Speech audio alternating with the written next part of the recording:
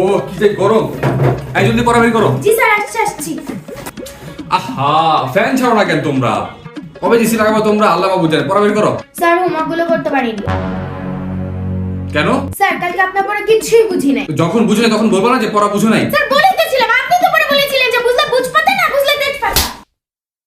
Sir এই ম্যাথটা একটু বুঝিয়ে দেন তো, বুঝতে পারছি না। কি বলো, এই সামান্য একটুকু পারো না? দেখি কলম দাও।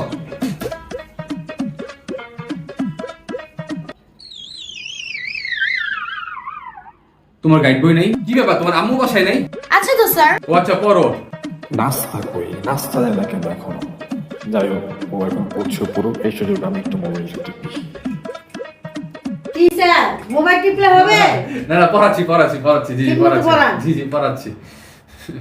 নাস্তা দেওয়ার নাম নাই, মোবাইল সামনে চলে আসে। পড়ো ঠিক মতো পড়ো।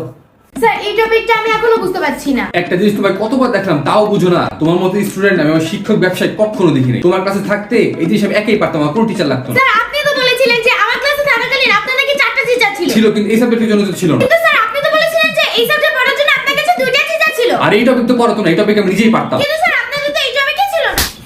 এই দেখো তো এই পেজে কি লেখা আছে।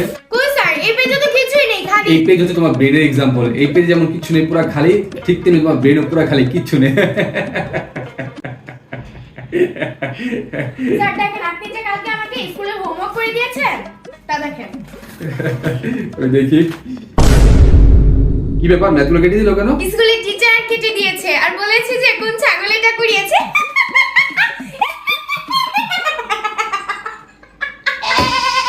কি ব্যাপার, তোমাদের কাছে ক্যালেন্ডার নেই? কেন স্যার, আছে তো। কি বল আছে? তাহলে আজ কত তারিখ বলো তো? 3 তারিখ স্যার। তাহলে আমার বেতন কই? স্যার আপনি কালকে পড়াতে আসেন নাই, বৃষ্টির মধ্যে কষ্ট করে। আরে কোনো সমস্যা নেই, দরকার রেনকোট পরে আসবো। আর বাসা নিচে যদি পানি জমে তাহলে নৌকা নিয়ে আসবো, কোনো সমস্যা না। আমি আবার ফাঁকিবাজি একদমই পছন্দ করি না। আমি আমার দায়িত্ব ঠিক মতোই পালন করবো। স্যার আজকে আপনার বেতন দিয়ে দিবে। আচ্ছা তাহলে 3 দিন পর আসি। আচ্ছা আজকের জন্য পড়া রেডি, হ্যাঁ? যা যা হোমওয়ার্ক দিয়েছি তা ঠিক মতো করে রাখবা। আর যা যা পড়লাম সব বুঝতে পেরেছো না? জি স্যার, কিছুই বুঝি নাই।